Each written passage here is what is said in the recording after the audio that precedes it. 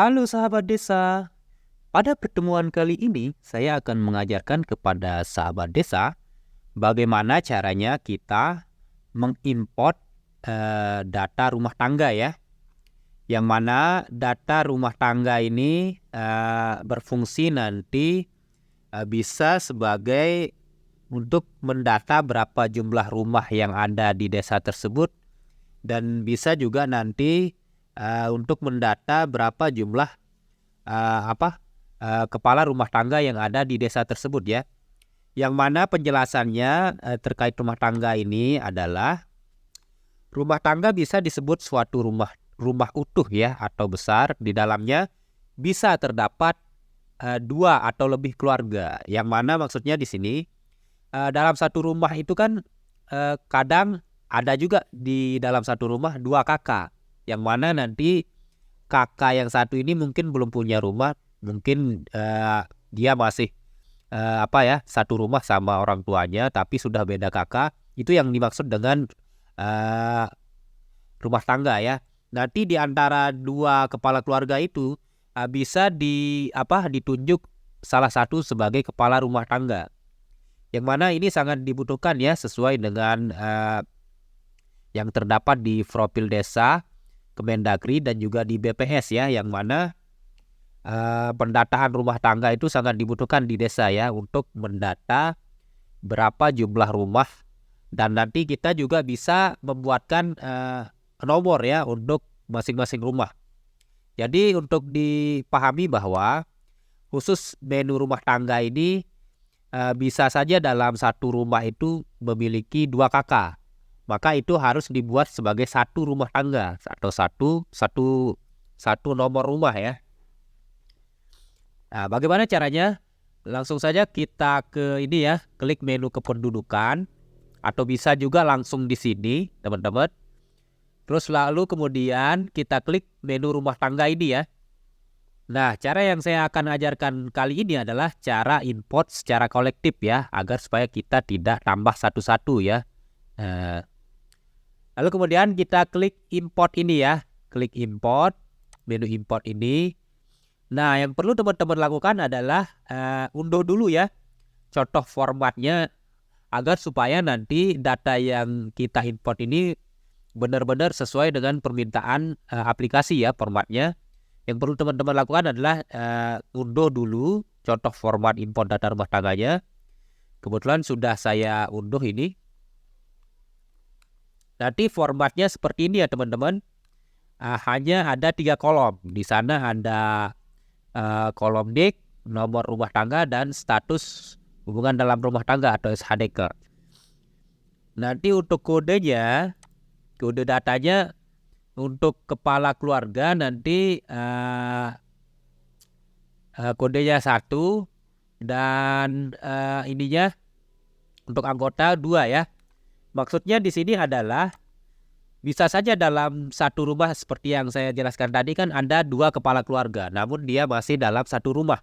Maka nanti bisa digabung menjadi ini ya. Kalau dia kepala keluarga berarti statusnya 1 ya, teman-teman, sesuai kode data yang di sini. Jika dia termasuk anggota keluarga berarti kodenya 2. Nanti disesuaikan.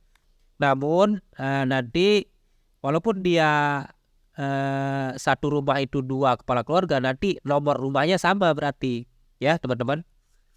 Nah, untuk mengaplikasikannya nanti datanya teman-teman, dan untuk data penduduk nanti teman-teman bisa ini ya, bisa ambil di menu kependudukan ini ya. Nah, untuk datanya nanti teman-teman bisa ambil di menu kependudukan ini, klik menu import, lalu klik ekspor penduduk ya, untuk mengunduh data-data yang sudah ada di dalam aplikasi ini. Lalu kemudian anggap saja saya sudah mengunduhnya, kebetulan saya sudah mengunduh ya, klik ekspor penduduk ini. Nanti data yang terunduh nanti datanya seperti ini ya. Yang mana yang kita butuhkan di dalam data ini adalah NIK dan ini ya, status SHDK-nya ya. Nanti bisa dilihat di sini di kakak level ini ya, untuk SHDK-nya ya. SHDK itu adalah status hubungan dalam rumah tangga, apakah dia sebagai anggota keluarga atau sebagai kepala keluarga ya. Ya tentu yang perlu kita lakukan adalah kita copy ya nicknya. Kita copy semua nicknya, kebetulan datanya ini sedikit. Nanti teman-teman sesuaikan dengan jumlah data teman-teman. Lalu kemudian paste di sini ya teman-teman untuk kolom nicknya. Nah lalu untuk penomorannya ini nanti teman-teman bisa ini ya variasi ya. Bisa menggunakan kode desa. Nanti teman-teman sesuaikan saja. Mungkin bisa mengikuti penomoran sesuai dengan nomor BPS atau nomor yang sudah ada di masing-masing rumah, bisa juga ya teman-teman. Kali ini saya menggunakan ini ya kode desa di awalnya 630102. Terus nomornya 01, ini yang membedakan ya. Nah seperti yang saya jelaskan tadi, bahwa dalam satu rumah tangga itu bisa di sana terdapat 2 kepala keluarga ya, yang mana nanti kode datanya bisa dilihat di sini ya. Artinya ini dalam satu rumah itu terdapat 2 kepala keluarga. Anggap saja ini misalnya ini sebagai kepala keluarga misalnya.